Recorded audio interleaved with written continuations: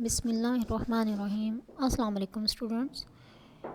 Today's lecture is about the electrochemistry and it is the third lecture. And in this lecture we will learn about the electrolytic cells. What are these electrolytic cells? Electrolytic cells are the electrochemical cells in which non-spontaneous chemical reaction take place. Non-spontaneous chemical reaction means this chemical reaction will not take place by itself.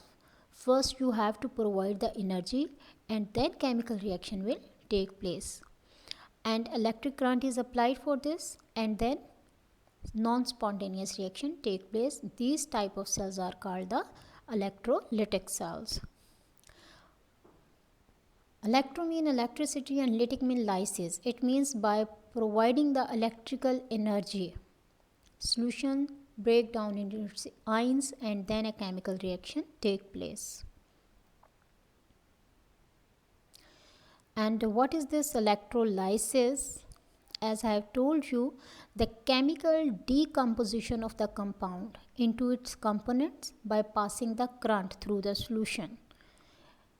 Whether the electrolyte is in the solution form or in the molten state. When electrolyte will be in the form of solution or in the molten state and electric current is passed through this, then that electrolyte will decompose into its ions. It will split into the ions. And examples of these type of cells are the Down cells, Nelson cells. How an electrolytic cell is constructed? An electrolytic cell consists of a solution of an electrolyte and two electrodes. You can see here it is a solution of some electrolyte. And electrolyte, when it in the molten or in the aqueous form, it will split into the ions. Positive and negative ions will be produced in the solution. And there are the two electrodes. One is the anode and anode is carrying the positive charge. And second is the cathode and cathode is carrying the negative charge. And these electrodes are connected to each other through this battery.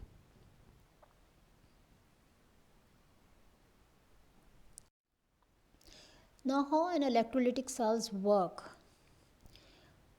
When electric current is applied, then what happens due to the an electrolyte, due to the electric current, it will split into the ions. Just like sodium chloride, this electrolyte will split into the ions, that is the sodium positive ions and chloride negative ions. Now the anions that have the negative charge, just like the chloride ions, they have the negative charge, they will move towards the anode, and I have told you that anode carry the positive charge. So opposite ions move towards their respective electrodes. Chloride ions having the negative charge, they will move towards the anode, and at the anode they will discharge by losing the electrons. They will release the electrons there. As these chloride ions, they will release the electrons and chloride ions will turn into the chlorine gas. So oxidation reaction is taking place at the anode. As chloride ions negative charge, they will release the ion. As they are releasing the ion, so oxidation will take place in these chloride ions and it will change into the chlorine gas. And on the other side, as these cations, sodium ions, they are positively charged ions, so they will move towards the cathode, and cathode, you know that it carry the negative charge. So what happened there? These sodium ions, being the positively charged, they will gain the electron at the cathode, and as they gain the electron, so reduction will take place at the cathode.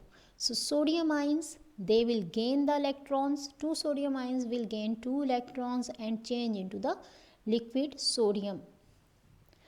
As they are gaining the electrons, so process of reduction will take place at the cathode. So at the anode oxidation will take place, and at the cathode reduction will take place in the electrolytic cell. Now the overall reaction that will take place on passage of the current, these chloride ions, they will release the electrons, and these sodium ions, they will gain the electron. So sodium ions and chloride ions, what happened to them? When these sodium ions, they will gain the electron, it will change into the liquid sodium, and these chloride ions, after releasing the electron, will change into the chlorine gas.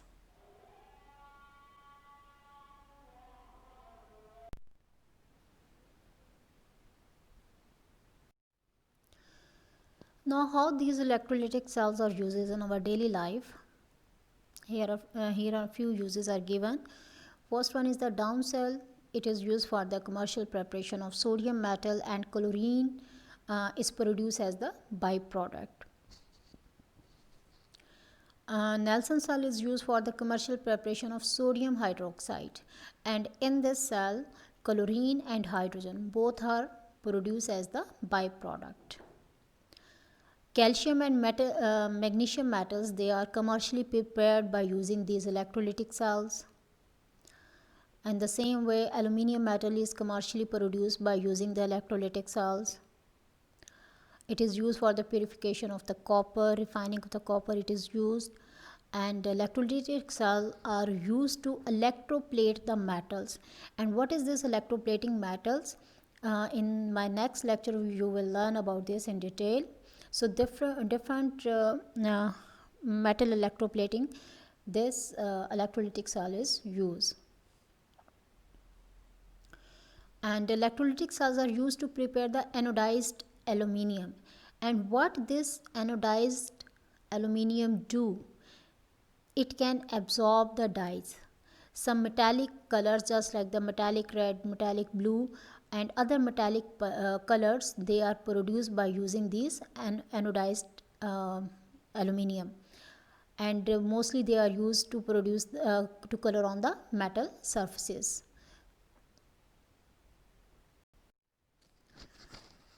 And next is the galvanic cell. And what is this? A galvanic cell, electrochemical cell in which spontaneous chemical reaction take place. Spontaneous chemical reaction means this chemical reaction will take place by itself. Automatically it will produce, no external energy will be provided to the system. A spontaneous chemical reaction will take place, and in the result of this chemical reaction, electric current is produced. So a non-spontaneous chemical reaction will produce the electric current. These type of cells are called the galvanic or voltaic cell. Examples of these are the Daniell cells. And what is the construction of this galvanic cell? A galvanic cell consists of the two cells, each consisting of the half cells. It means two half cells, they combine together, they connected together, and then it will produce a complete galvanic cell. So this galvanic cell consists of two cells, each comprising the half cells. They are connected to each other by the salt bridge, and in each of the half cell, electrode is dipped in 1 molar solution of its own salt and connected through a wire to the external circuit.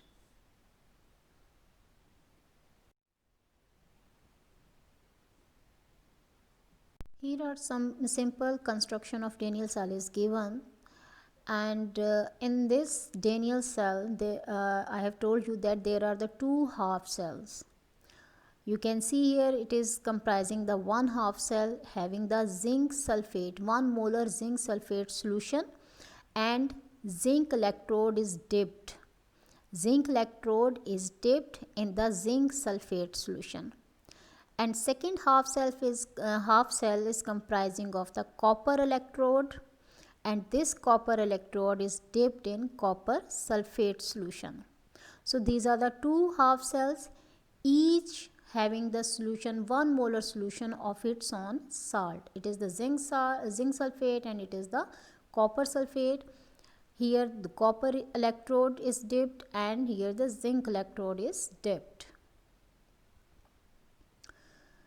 Now this zinc electrode, it acts as the anode and this copper electrode acts as the cathode. And salt bridge is present here and this salt bridge is filled with some saturated solution of an inert salt. Some inert salt means it will not react. So inert salt is present there and saturated solution of this inert salt is filled with in this salt bridge, and this salt bridge is sealed at the points with some glass wool. And this salt bridge is only connect the two solutions. It is a connection between these two solutions and ions can move through these solutions. And both of these electrodes, they are connected to the some external circuit here. Through a wire, both these electrodes are connected to each other. Now how this work? So left half cell consists of electrode zinc, as I have told you, dipped in 1 molar solution of zinc sulfate, and other half cell comprising of the copper electrode dipped in 1 molar copper sulfate solution. And U-shaped salt bridge, it is consisting of some saturated solution of some inert electrolyte. And ends of these U tube is sealed with some glass wool. And function of this salt bridge is to keep the solution of two half cells neutral by providing the pathway for migration of ions. So ions can move through this salt bridge. Now how a galvanic cell works here? This zinc metal has the tendency to lose the electron more readily as compared to the copper. As I have told you, the copper and zinc, both are the metals, both are electropositive, but zinc is more electropositive as compared to the copper. So zinc will lose the electron easily. As a result, a process of oxidation will take place in this zinc electrode. So this zinc, being the more electropositive, it will lose the electrons, and when it will lose the electron, it will change into the zinc ions. It will come into the ionic state. So we can say that process of oxidation will take place here because this zinc lose the electrons. So at this half cell, at the anode, process of oxidation will take place. Solid zinc, it will release the electron and change into the zinc ions. And what happened on the other half cell? The copper ions, they will take the electrons, they will gain the electron. You can see these copper ions, they are gaining the electron from this cathode, and after gaining of electron, they will turn into the solid copper and will stick at this cathode. So process of reduction is taking place at the other half cell. So at the cathode, process of reduction will take place. As this zinc is releasing the electron, these electrons, they will move through this external wire towards the cathode. You can see the movement of electrons is from anode towards the cathode. That is why this anode will carry the negative charge. In the electrolytic cells, you have learned that anode carry the positive charge, but here it will be the reverse. This anode will carry the negative charge as electrons move from the from anode towards the cathode. And these electrons, as they move towards the cathode, and at the cathode, these copper ions, they gain these electrons and turn into the solid copper.